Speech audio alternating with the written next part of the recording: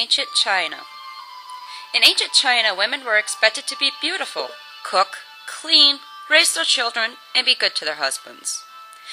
They wore traditional kimonos to match their elegance and grace. But not only kimonos were worn. As shown in the picture below, the women wore these little shoes called lotus shoes. Lotus shoes were only 3 inches long. The significance was that lotus shoes gave you lily feet.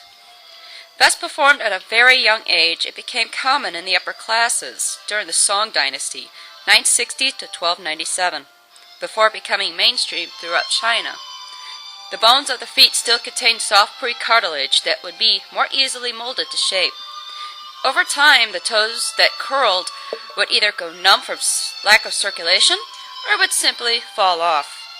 Eventually, foot binding was prevented by law in the 1911 revolution of Sun Yat-sen, but not before over 1 billion women have gone through the binding process.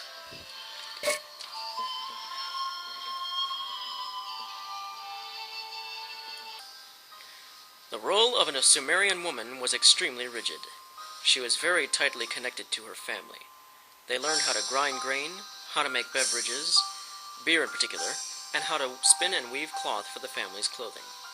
If she had an outside job, it would be based on the household tasks that she had learned.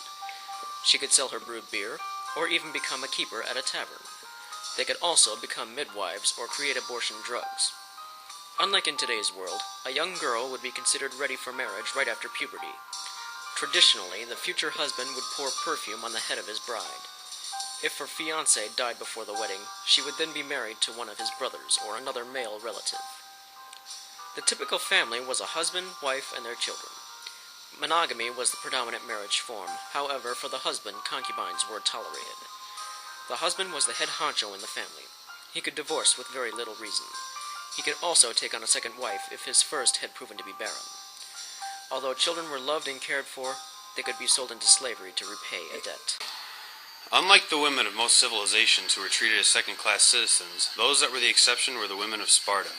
One intriguing trait about them was that women in Sparta could participate in athletic events. Even stage battles were performed by women, of which men gave them great respect for their athletic abilities.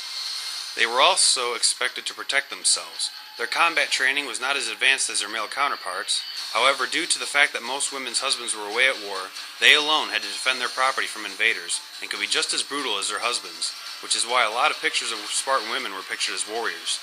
Spartan women were given rights that most other women of that age never had, such as owning their own property, getting an education, and unlike their Athenian neighbors, considered things like weaving and domestic arts as things for women of lesser castes.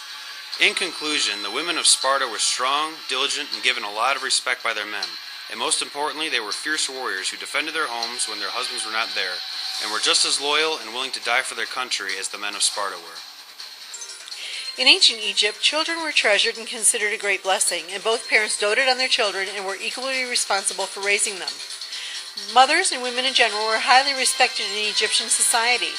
In the lower classes, women took care of their homes, raised their children, and taught their daughters homemaking skills. In the upper class families, slaves or servants attended to the children, and at age 7, boys were sent to school. Children were responsible for looking after their elderly parents. Upon the parents' death, sons and daughters inherited equally from the parents' estate. Young men were usually ready to marry between the ages of 16 and 20, and young women usually soon after their first menstrual period. A marriage was a social arrangement, and nothing was registered with the state. Divorce and remarriage was very common. Women were equal with men in most ways. They could participate in business deals, own their own lands, represent themselves in court proceedings, sue and be sued, and face the same penalties as men for breaking the law.